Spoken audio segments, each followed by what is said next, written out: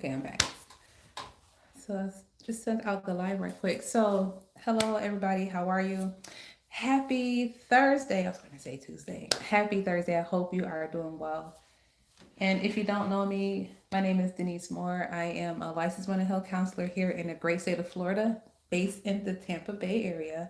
And we see our clients virtually from in the state of Florida and also in person. So, and today I just want to speak to you about Suicide Awareness Month. September is Suicide Awareness Month, and it's a lot of people who have experienced family members and friends or loved ones who have completed suicide or died by suicide. So I just want to come on here and just give just some pointers in regards to that. And the theme I have is Breaking the Silence, Suicide Awareness Month, and we're just starting a conversation. And so, to comfort some individuals, there's a scripture that says, "The Lord is close to the brokenhearted and save those who are crushed in spirit." And that's Psalms 34 and 10. And so, speaking about suicide is not always an easy conversation. It's not always a conversation everyone wants to have because we are talking about death and dealing with death. And some individuals still believe that if we talk about certain subjects, then that person will go ahead and do it.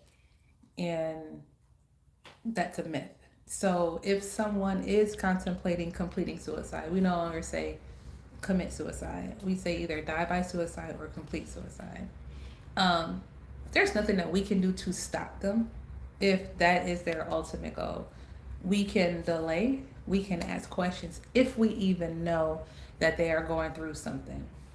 A lot of times we don't know anything is happening until after the fact, and we're still left with many more questions. I know a couple of years ago, I had a cousin who completed suicide, and me and him, we would talk. However, he never let me into that part of his life, so he never shared that with me, and I was not able to help.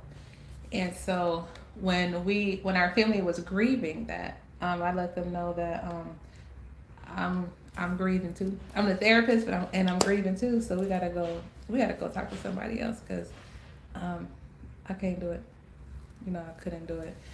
So it's definitely it was definitely sad and it was definitely shocking for us.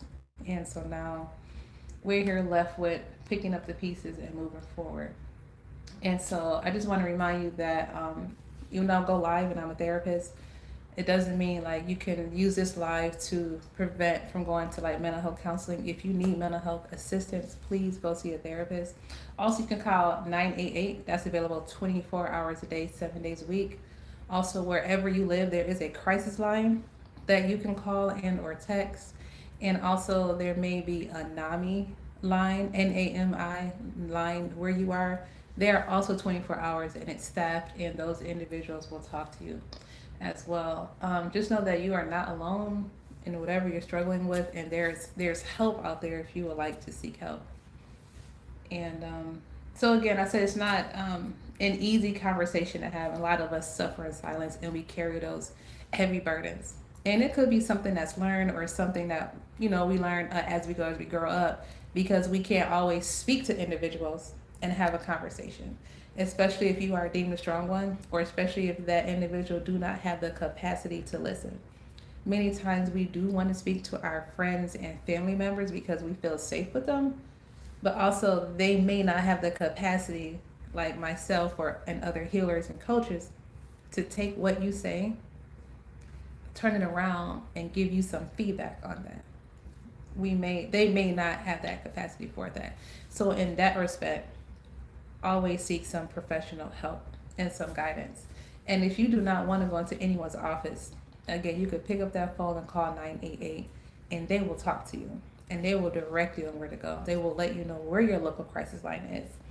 They do not send anyone to your home unless you ask them to. And then you still have to give them your address. They have no idea where you are. So it is very much confidential. In different states, there are police officers who are trained in behavioral health who will come and speak to you. And if you would like to go, they will offer you a ride there. And if not, they will leave you with some resources. And there may be therapists that come out as well. So yes, there's a lot of resources and assistance out there, whether it's for you or for someone else. And so why don't we talk about suicide? Why don't we talk about suicide?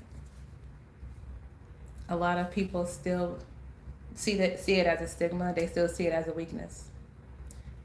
Many individuals don't come to therapy. They don't come and seek me out because it's a stigma. And if you come to therapy, that means you're crazy. Hey, country girl, how you doing? Welcome. It means you're crazy. So there is a lot of stigma surrounding mental health treatment, help, and suicide. Um, don't tell nobody your business. Keep some stuff to yourself. You don't want people to think you're crazy. And if you keep all that to yourself and you're not sharing what's happening with you with other people, how will you know what resources are out there? What assistance is out there? How will you know? You won't know. Also, there is still a stigma in the Black community surrounding mental health and suicide. Not only in the Black community, but a lot of marginalized communities as well. It's a stigma out there. It's a stigma out there, and we want to break that stigma because having that stigma, having that I can't say anything, I can't go talk to anybody, no one can know my business or what I'm going through, to be seen as weakness. It's to our detriment. We fall. We get depressed. Our health gets worse. We begin to isolate ourselves, and we don't know how to get out of it because we don't know who to turn to because we don't want to be seen as weak. Some warning signs of suicide. I wrote some down here just so I can give it to you. Hey, Jeffrey, welcome. And hey, country girl, welcome, welcome. Black people not weird, Jeffrey. Please be respectful. Thank you. Warning signs of suicide. Talking about wanting to die. That's a warning sign of suicide. When you talking about wanting to die and actually meaning that you want to die and actually having a plan, that's a sign. There are individuals who say, "Oh, I'm so hungry, I could eat a horse." Or, "Oh man, today I just don't want to be here." Sir, we don't got time for that.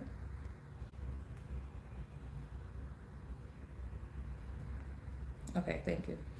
So what I'm not going to tolerate is individuals coming in here and talking about another group of people or race without any facts and or any data, and you putting your opinions out there. So that's what you're not going to do on the channel. You can go ahead and remove yourself and unfollow me, as I so did with Mr. Jeffrey right there.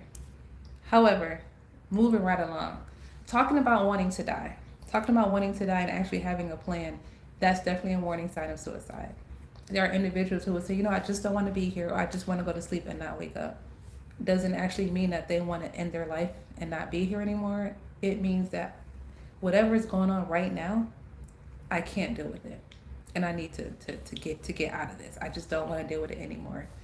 Because when we ask those individuals, so you want to complete suicide? No, I don't want to kill myself. What's wrong with you? But we have to ask these questions, and we have to not be afraid to ask these questions either. Withdrawing from friends and family. If you see someone that's very outgoing, that's very extroverted, and loves to be around people, and suddenly you see a shift that they're staying inside, it's okay to call them, I say in love, not, "What's wrong with you? I ain't seen you. Man, what's you... Hey, how you doing? I haven't seen you in a minute. I'm just calling. I'm just checking on you. I'm just making sure everything is good. It's cool. Can we get together? Can I stop by? Anything that you need? Anything that I can help with, or how can I support you?" Because it may be health reasons, it may be medical reasons, or it could be a depression. But it's always good to ask. Extreme mood swings or hopelessness. So if you see a person that's always chilling, all of a sudden they have all these mood swings, and then they're hopeless, that can be a warning sign of suicide also. If you feel comfortable to just pull someone to the side to talk to them about it, you can. But if not, don't do it. There is a free course that you can take. I believe it's offered throughout the United States. It's called Mental Health First Aid. And Mental Health First Aid will train you a non-clinician individual, to see the warning signs and to know what language to use and what questions you're able to ask. Thank you, girl. I love you. Thank you. Giving away possessions. You see someone giving away possessions and saying goodbye, and they're not sick, they're not moving, they're not going out the country, or not going, I don't know, to war. You know, some things is confidential with the government. It's also a warning sign of suicide. And just a reminder, asking someone if they are suicidal, it doesn't put the thought in their head, but it can open up that door for help. Okay. So what we can do is normalize the conversations around mental health. You can absolutely do that if you feel comfortable doing that. Check in on your friends and everyone that you deem is strong. Check on the people that you deem is strong, because not everybody is checking on them. You're the strong friend means that you don't need my support. You don't need me to check on you because you have everything together and you're good. Forgetting they're also human, feelings also happen to them, and life also happens to them as well. Encourage people to seek therapy, support groups that are out there in the community. A lot of them are free.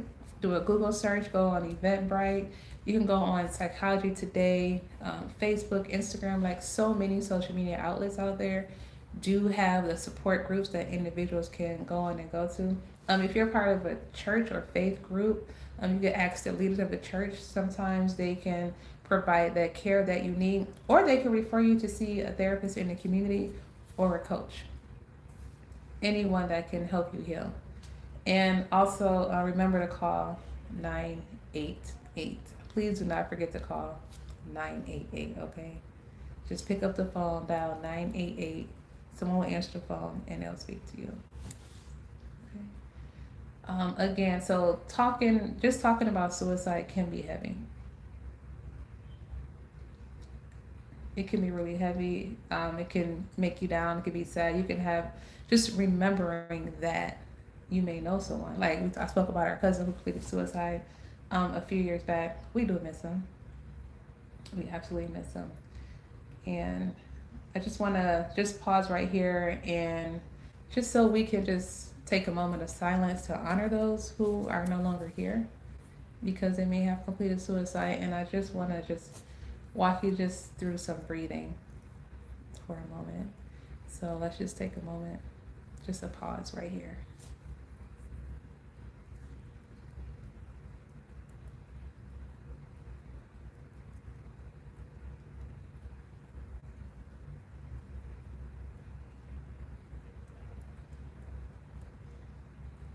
And so in your pause, just take a deep breath in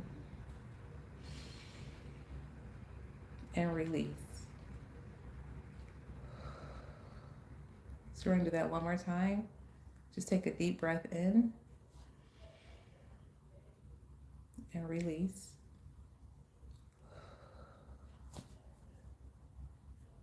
And so sometimes when we do feel overwhelmed, and just pausing and breathing can just remind us that we're still here, and it helps to keep us grounded. So whenever you need to, just take that deep breath in, hold it, and release it. So country girl, I see you have a question. Okay, so what if you're at what if you're at school and there's no teacher around and they say that? You can ask them what they mean by that. Like, you don't want to be here, you want to kill yourself. Well, how are you gonna do that? What do you mean by that? What's happening and what's going on? And you can say, well, let's go talk to our guidance counselor. Let's go talk to a teacher. I don't want to do that. I just want to go back to class and forget I said anything. Okay. You tell someone. I used to work at a school and we had that happen quite often. The friends would come and tell us, like, we just want to tell you something. Okay, what's going on? This is what's happening. This is what they said. Can you go and check on them? No problem. And we'll go and pull them out of class and have a conversation with them. Call the parents, let them know what's going on. Call the police officers to the school to help escort them to the nearest facility, because real things happen to students. There's no longer, you're just a child, you have nothing to be stressed about. No, there are kids out here completing suicide. A lot. more than we want to believe. So you go and you find someone and let them know. Like I said, students came to me and other staff members all the time at school. We were able to take time out and we'll sit and talk to the child, not yelling, like we're actually talking to that student and finding out what's going on. Sometimes it's serious, sometimes it's not. But we have to at least have a conversation with that child and let the parents know what's happening, just in case. So, great question. So, thank you for answering that. A journal prompt I want to leave you guys with, just a reflection. So, it says, what are the emotions I often hide that I need to release? What are the emotions that I often hide that I need to release? We have emotions that needs to be released in a healthy way. Okay. Let's take anger, for example, and or grief. Sometimes when people are grieving, anger is a part of it and they lash out and they lash out and cuss people out. They may get in a car and speed, they may have a car accident, they may pick up something and throw it at the wall. That's not a healthy way to let that emotion out. However, we do have emotions and we do need to let these things out. It's okay. Talk to somebody about it. Feel what you're feeling, but learn how to regulate that emotion. Physical activity helps a lot, as in exercise, not fighting, exercise. Deep breathing helps. Changing the environment also helps. Just knowing that you have the power to control your thoughts and your feelings and your behaviors. A lot of feeling to come. You may have to go sit by yourself to allow that feeling to come. If you're not in a safe place, you may have to go in the shower and cry, or in the bathroom and cry, or in your closet or in your room and cry in a safe space and let these feelings out. Listening to some music helps. Also, writing it down helps. However, you don't have to keep it in. I'm gonna ask you not to keep it in because that just turns into a lot of medical and health issues. You don't have to keep that in. And you can always pick up your phone and call 988. And definitely be honest with yourself. You don't have to hide it. You don't have to be ashamed of your thoughts and of your feelings because you're being honest with you. A lot of individuals aren't. So, in my closing, I just want to say that suicide is definitely real. It may not be something everyone feels comfortable speaking about, and that's fine. Find somebody who is. Thank you so much. I appreciate it. And if you're struggling or you know someone who's struggling, it's okay to call 988, talk to a friend, a counselor, a pastor, a coach, family member, if it's possible. And if this conversation has really blessed you and encouraged you, we ask that you go ahead and share it. So it's not that conversation not coming from you, it's coming from me. And that way they're able to see it and they're able to listen. And if you guys have any questions, you can always reach out. I'll leave my contact information in the chat and or on my page if it's not there already in case you have some questions. So I just want to say thank you for coming in today. Thank you for tuning into this live. I will be back again next week and we'll have more conversations surrounding this topic because again, September is Suicide Awareness Month. I want to make sure that we feel comfortable and we're knowledgeable about it. So please keep healing, keep empowering, and keep releasing. Thank you.